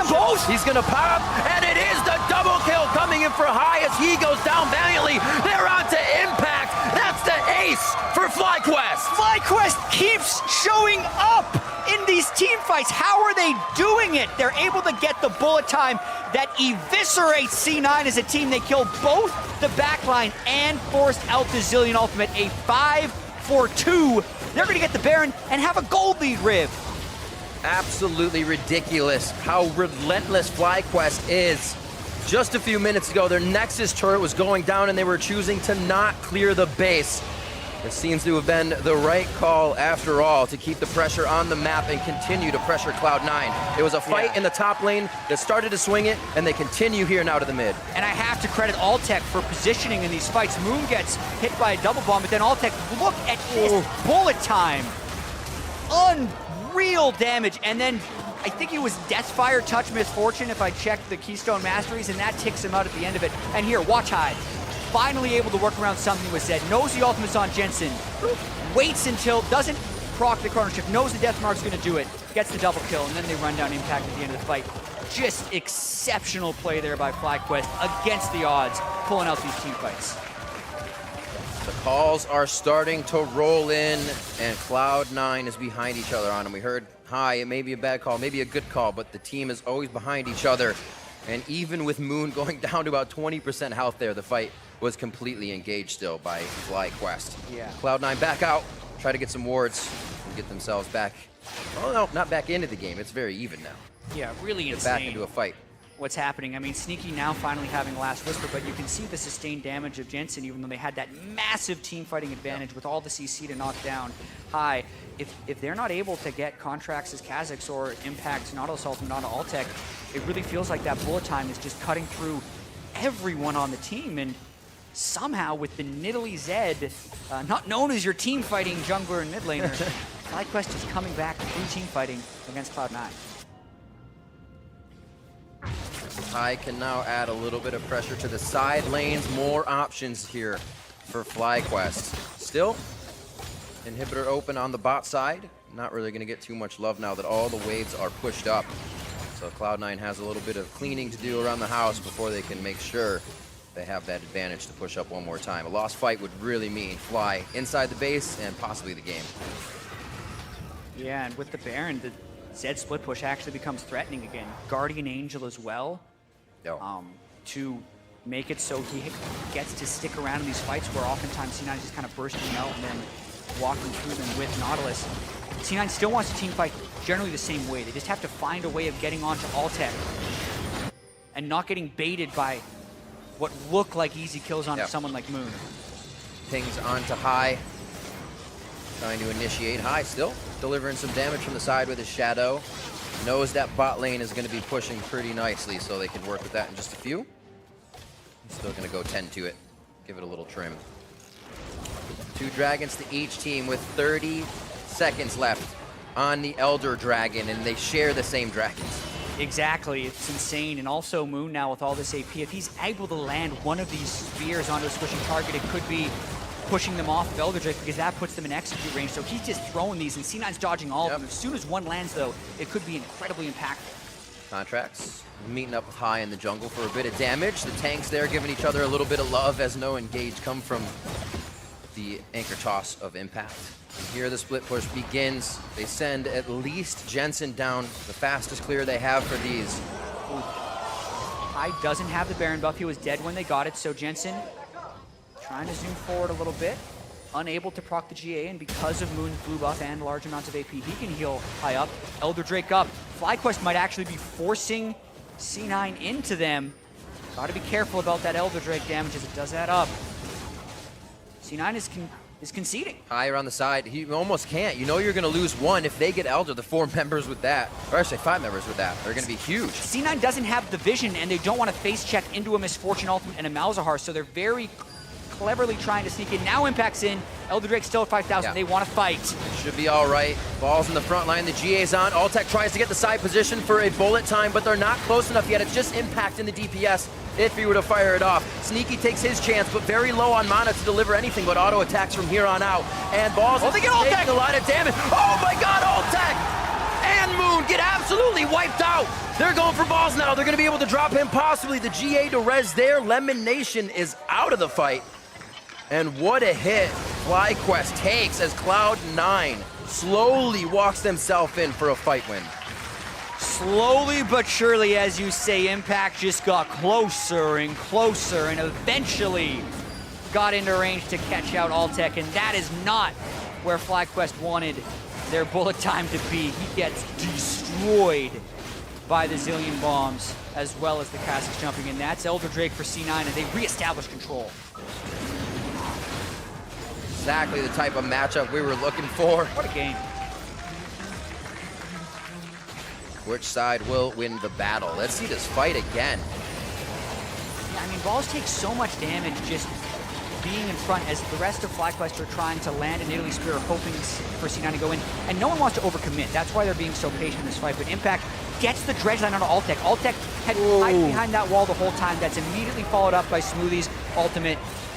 High does manage to sneak in the back and just catch Smoothie there, which does kind of hurt C9's ability to kill the Elder Drake very quickly. But now we got about 2 minutes left of this Elder Drake, an open inhibitor, 1 Nexus turret, and Baron up within the duration of Elder Drake. So a big power play here for C9. They just gave it a ping on the bot side. High making sure that wave stays very clear. All the way up past mid. Looks like they're going to push down the mid lane here, then be able to rotate down towards that bot side with this Elder Drake. Anybody that stands in their way is going down, so Fly has to stand as a team and make sure this works. Flash down for Smoothie. We saw a pretty good Stranglethorn engage there as he locked everybody up in the last one. Mainly the reason High was able to get him. But now, that's kind of the trade that FlyQuest sees themselves finding. 1 in, 1 out. Cloud9 starting to come out on top of those trades. Top lane being pushed in by Impact. Looks like mid lane for the rest of the members of C9. Exactly, and C9 also can't let go of their control once again, because 15 minutes ago they had complete control of this game, but they kind of let FlyQuest creep back into it. They have to be more patient this time. They have the Elder Drake right now. They're waiting the 20 seconds for the Baron respawn, and then you would think they would slowly walk up for the push that they were trying to do 12 minutes ago. They go a little early here because they see High in the mid lane, which is smart, still having that Elder Drake, and this is when FlyQuest definitely does not want to fight them.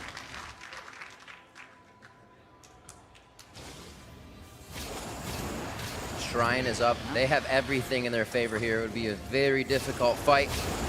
FlyQuest is going to say we can stave off the Baron push.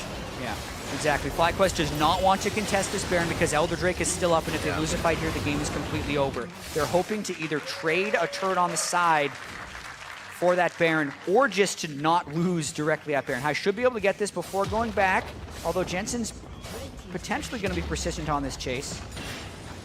Now it's going to be all about people going back, getting the elixirs, and just arming up for this final fight. There's also hardly any inventory space for the control wards to come through here. It's all about what your trinket is.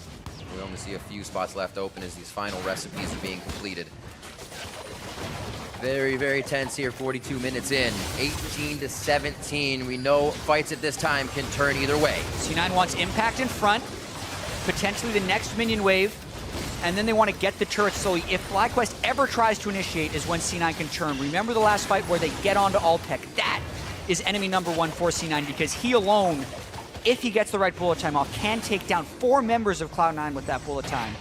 Everyone who's not a super take like Impact. So they're going back to get that minion wave, trying to get it to base. Surprising they're going here instead of the open inhibitor, but they think if they can open this, they get at least 2, maybe the game. Here's the bullet time. Still in front, sneaky low.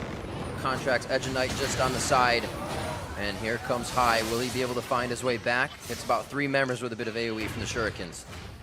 And they are able to kind of hold the Baron. It seems like they made that right choice. They just can't make a single error here. That turret's still going low.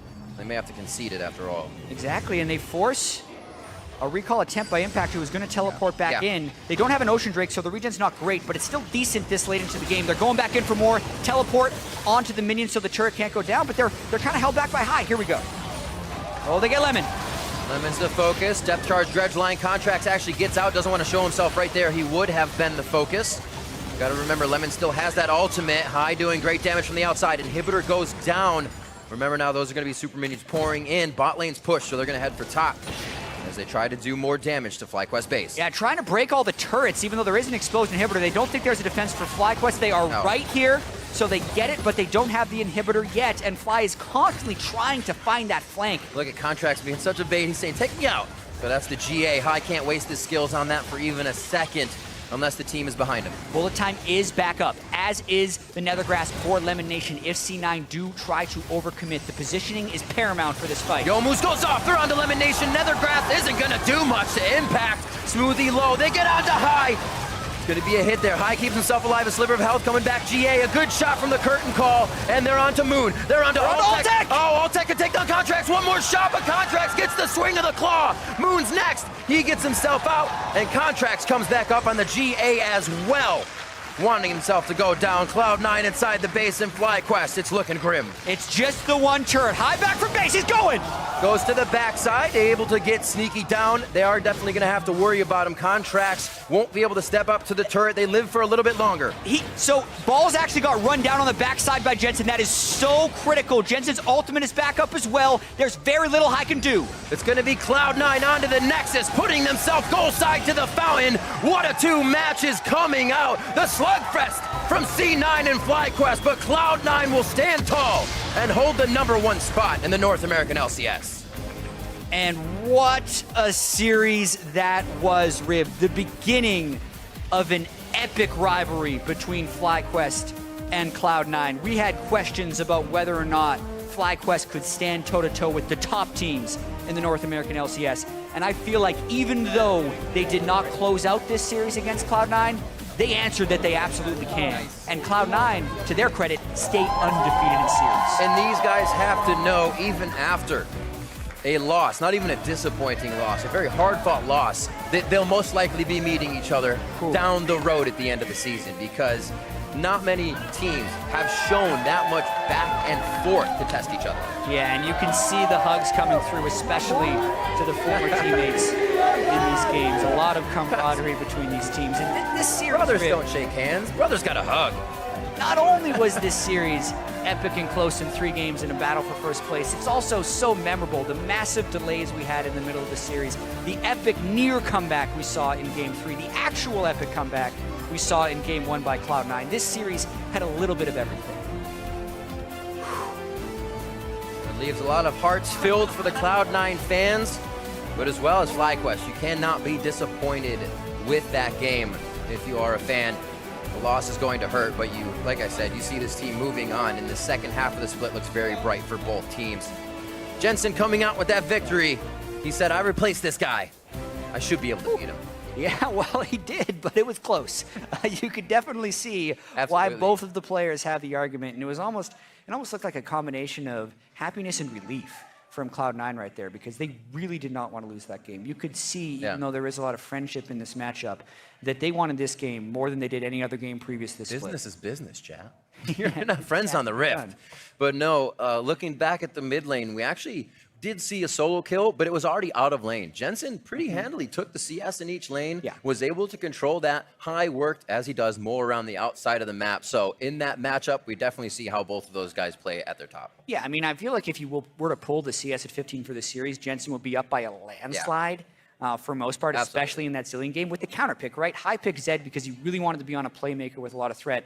I'd say that pick didn't work out. Imagine that game, since it just became a team fighting match. If he had Corki, probably gives him much better front-to-front team fighting capabilities. But, you know, he went for the home run, and that's what High is always going to do. And I can't wait to see that matchup again. Absolutely ridiculous. Let's just have it next week, whatever. For a first-hand account on that back-and-forth series, let's hear from Pastry and Cloud9's mid laner. Thank you very much. I'm here with Jensen after a grueling series versus FlyQuest. I have to ask you, how are you feeling? Because that seems pretty exhausting. Yeah, the last game was especially exhausting, and I think FlyQuest played really well, so it was much harder than I actually expected. So it was a rough series, so props to them. Well, of course, well played to you guys. You stay undefeated, which may have been unexpected for you. But I have to ask just in general, did you expect High to be such a difficult opponent? You played with him on teams for so long. You know what he's like as a leader and a shot caller, but as a player, I mean, obviously I know you're quite good. So what were your thoughts moving in kind of in the 1v1? High actually surprised me. He played a lot better than I expected, so huge props to High. I think his laning phase is definitely underrated. I think he's overall a really good player, and his laning phase has definitely improved, so a lot of props to him. So with that in mind, do you feel like you clapped him sufficiently? I wouldn't really say it was clapped, but I mean, we won, so that's good. I guess he'll take it. Final question for you, Jensen. I know C9's been through kind of a lot of different changes in the last year and a half or so. Infrastructure changes, team changes, and of course, I think you're stepping up more as a voice in the team. How has that experience been for you, trying to be more of a leader from the mid lane, in addition to being such a great player? It's pretty natural, I'd say, since you know, we used to play with high, so I didn't really say much back then. But then now I have to take a bigger role in the team, especially when we play a lot of these 1-3-1 comps and split push comps. Especially, it's important that the mid laner or the split pushers are very vocal. So yeah, I mean, I think that's kind of given to the role. Like if you play mid lane and you split push a lot and such, you need to be vocal in the team. But it's been pretty natural to me. It's not really something that bothers me or anything. Well, congratulations on the win today. A very long series, but a deserved win nonetheless for Cloud9. We are going to shoot it back to Freak and the analyst desk. Thank you very much, Pastry Chime. We are here to talk about primarily differences in execution. Of course, we all know Cloud9 won, and hey, they're still undefeated, good for them. But I want to kind of jump right into what happens when you play things right versus what happens when you play things wrong. Yep. And when the replay comes up, we're going to talk about the before and after of the pre and post remake. This is the before version. Now note that it's invisible, it does full damage, but Lemonation didn't actually use his Voidlings, so he just kind of gets bopped and it gets turned around. And then we're going to see the after version where he does press W and it looks much better.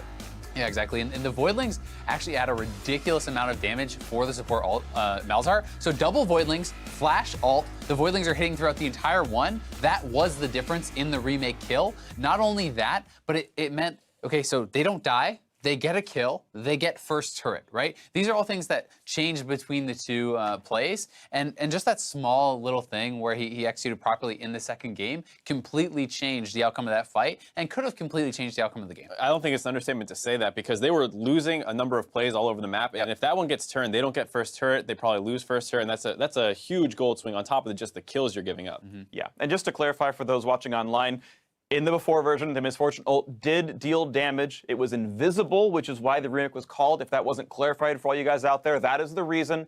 Did deal damage, was invisible. That was enough to cause the remake. And obviously then execution went better.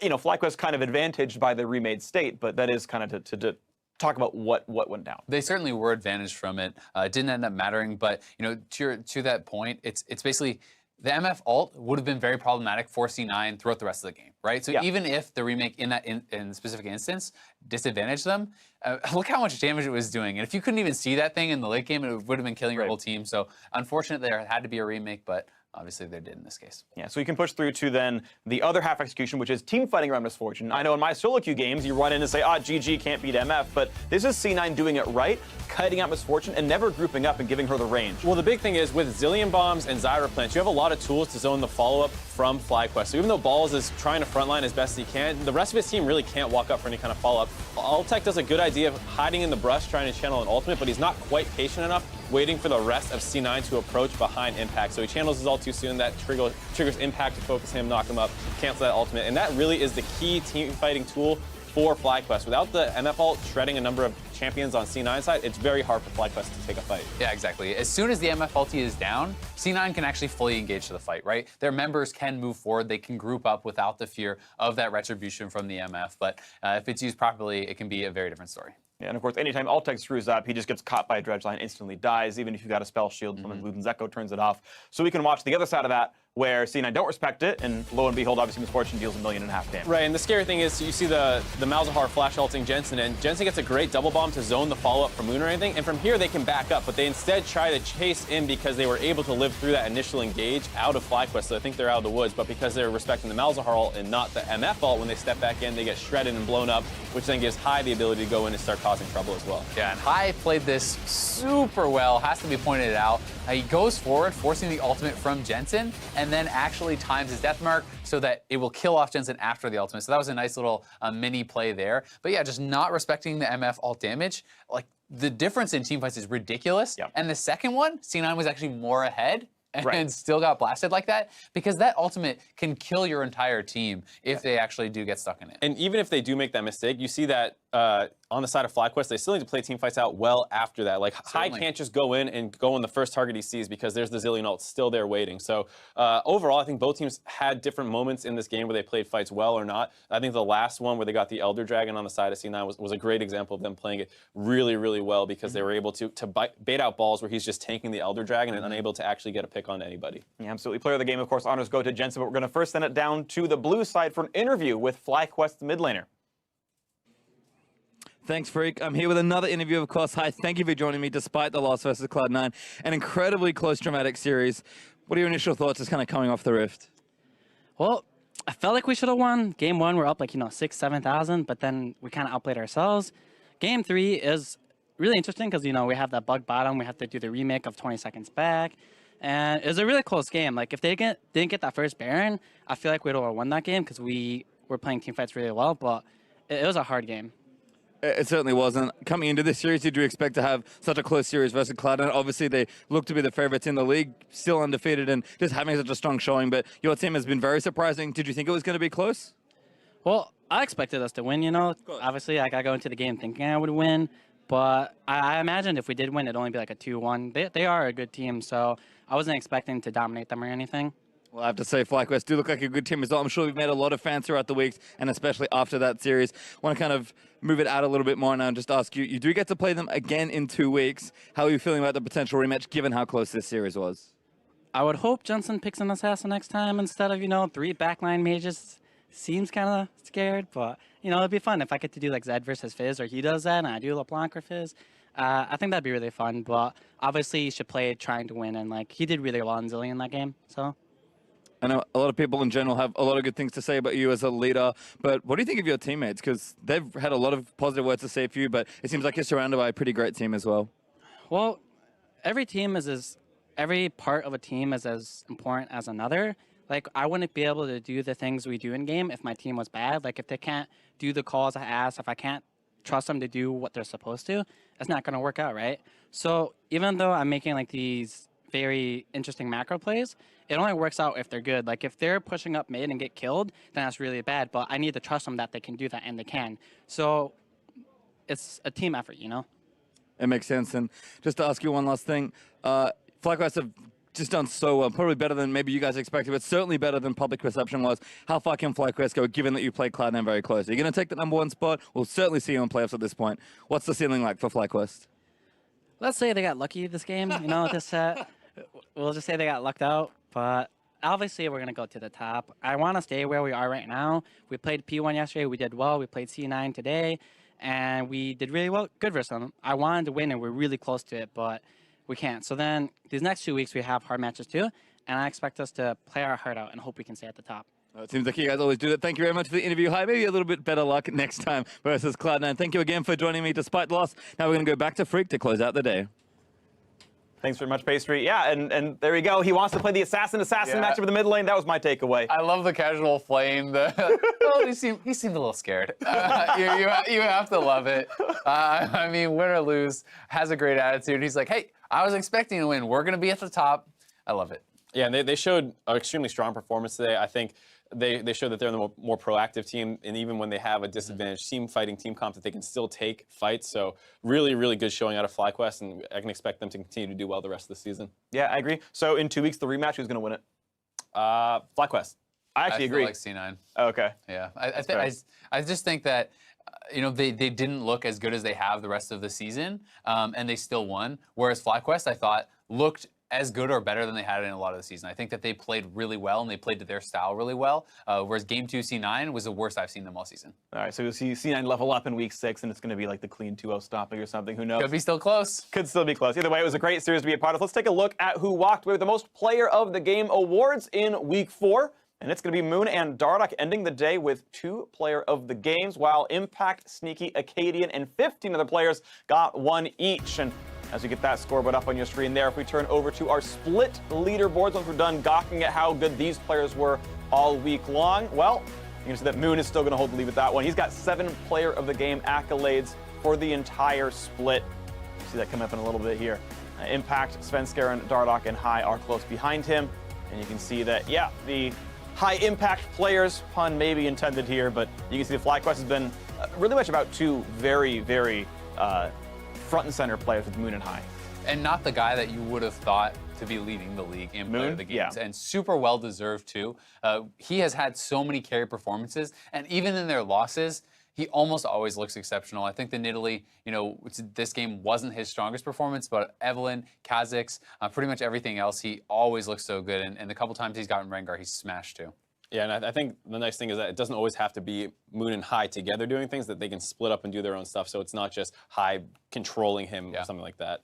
And I always love players who are willing to play different things from other people, right? Moon's got like 5, I think, Evelyn games now, and he's still the only one playing it. Played Nidalee. I think Kindred maybe wasn't quite as good, but I know you've played some Kindred and you like the champion. I like it too, but yeah, his Evelyn's interesting. I mean, you've got High running around, like, he's bringing out the Zed, like, he'll blind pick it and just, like, throw the challenge down. I think that's all really cool. So, you know, I always have a soft spot for the innovators, and I'm always happy to see players do that kind of stuff, and the champion trades and whatnot. And you're right, some people are dumb enough to give Moon Rengar. I've heard him talk about that in the hallways. Like, I can't believe they did that. That's obviously silly. I'm going to smash everybody when that happens. Right, and I think Impact is another one who's really high up there, but he actually looked a little shakier to me today, not just in terms of like, oh man, he individually played bad, but I think he got exploited a little bit by FlyQuest in terms of they targeted a lot of ganks to the top side and even some draft strategies at him. They just had, I think FlyQuest came in with great game plans and they executed well on them. So all credit to them for a close series. Absolutely. So close series, but it's still C9 winning. So let's take a look at the standings of all of our teams at the end of the week. And it's Cloud9, of course. 8-0, only dropped 4 games, so half those series were 2-0 wins. FlyQuest and TSM close behind Phoenix 1 in a big 3-way tie alongside Immortals and Echo Fox. Counterlogic Gaming only one back from that, and then sadly down to the bottom of the table. Team Liquid, but Dignitas with their win have tied them now at 8th place. Unfortunately, Team Envy standing alone 1-7 at the very, very bottom. But it's okay because more matches are coming. We return Friday with more North American LCS, starting off with Team Dignitas. They've got a win finally, the number 2 on the season, up against FlyQuest. Following that is Team Envy still looking to turn something around up against Phoenix 1. They both got one in common at this point as far as how the seasons are going. I tied them together. And if that's not enough lead action for you, then turn in on Wednesday for the North American Challengers Series.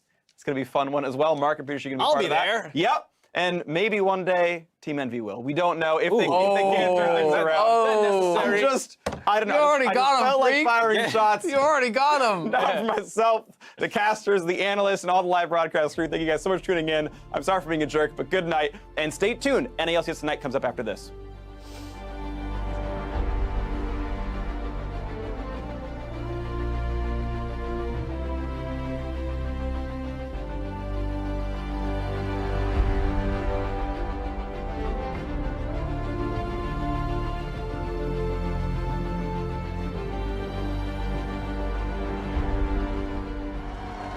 Off the action. Right now, we're going to get started with Cloud9 versus Team Liquid, but it is Sneaky that can calls the curtain down on him. Jensen low to go down, flanking in from the side. He's gone. Gone? Yeah. Oh, nice. W. Here we go, though. Piglet activating Ghostblade, and they know Flash coming in. Oliveros as well. Ooh. Equalizer can follow up. I'm still thinking. And I can't kill me. Ult in 2. Ult in 1. Penalty. Nice. Can he get one? Oh, Pobelter in some trouble. Looking to make the ult. Find it! Dardock! Let's go. Guys, ult's in. Dardock got it this time. You can't miss that one. Especial. Likely going to be burned away here, but he still gets himself out. Pobelter has to flash to make it happen. Okay, jump up. Nice. Good angle. Yeah. Nice. Adios, Dignitas! Immortals have found the game. Ole going for the play. Ole looking to make the play. Here comes bullet time. Piglet is going to be absolutely eviscerated. There, bullet time. I'm talking about Cody's son. Cody's taking shot after shot after shot after shots. Piglet grabbing the kill. Hi, Burn. I got him. Nice. Immortals are looking to end this one 2-0. Don't cut off anyone. That'd be nice. You can cut off other people, but when Lord Froggen is talking and you interrupt him, there's a fine. I will interrupt you, and if you guys keep talking, I will be mad. They're going to stand in front of those last shots. Nobody should. Eagle Eye! My dogs are killing all of them. Yo, I'm going to come kill everybody. Let's go, boys. He's got to be careful!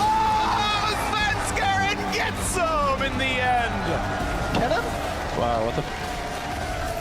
3-1, guys.